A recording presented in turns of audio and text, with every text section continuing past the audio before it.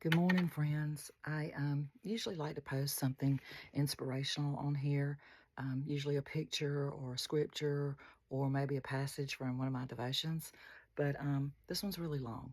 And sometimes those take a long time if you got to type it out. Even if I do the speak to text, you still have to go back and correct it. And the one I want to share today is a little long. So I thought rather than typing it out, I would just read it to y'all. And I hope it moves you. I hope it is a word for your heart. It certainly spoke to me. I'm just going to share it with you. Hang out for about 5 minutes. It is from one of my favorite devotionals right now. It's called Awake My Heart by J. Sidlow Baxter. Sometimes there's some old English used in here. If you like My Utmost for His Highest by Oswald Chambers, kind of similar to that, a little bit like Spurgeon writes too.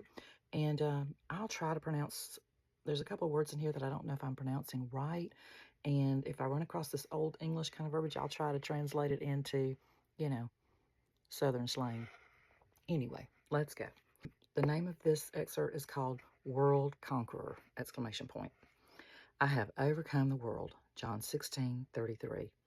At a cursory glance, this claim might seem strangely out of keeping with the meek and lowly Jesus. We can more easily imagine it the loud boast of a Caesar or the proud presumption of a Hitler. Who is this Jesus who speaks so? It's a Galilean in peasant garb. His friends and poor and the fallen without rank or wealth, Matthew 8:20. He is about to be charged with sedition. He's about to be mocked by the brutal soldiery and then put away by the most shameful form of public execution.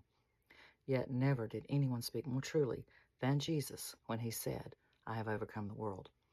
He spoke not after the manner of flesh, but of victory over a moral and a spiritual world of evil. When you and I see through the external to the internal and the spiritual, we recognize Jesus as the greatest conqueror in history. The world, in the sense which Jesus meant, is the present world system, the order of things which prevails throughout the human race today, due to the sin of man and that powerful influence of Satan, who is the prince of the world. The system of things which prevails on earth today is not that which God either originally instituted or ultimately purposes. The world is the sum of all the possessions, powers, and pleasures which this earthly life offers, organized under the influence of Satan, so as to leave God out, to oppose his sovereignty, to keep the heart of man bound to sublunary things.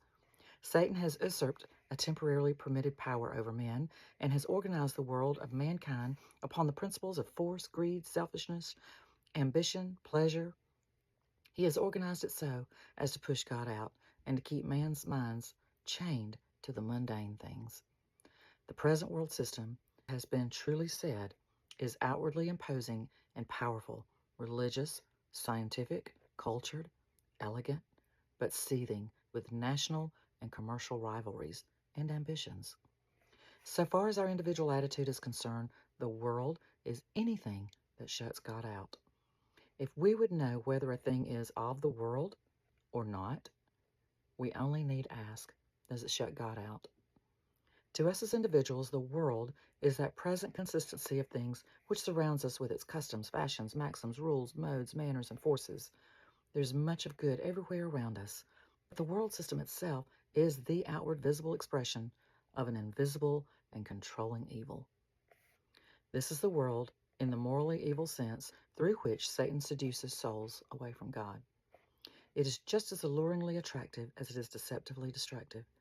Millions are overcome by it, but there was one who, although tempted by it as no other, rode over it in absolute triumph, thereby breaking its power over all who became savingly united to him.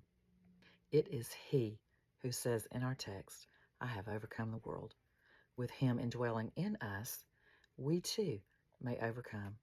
For greater is he that is in you than he that is in this world. 1 John 4:4. Our history books have told us that Alexander the Great overcame the world and then sat down and wept because there were no more worlds to conquer. Wrong. Alexander died prematurely in a drunken debauch. He was overcome by the world. The true victor and hero is the man who overcomes the world within himself. I hope that blesses y'all. Have a happy Sunday.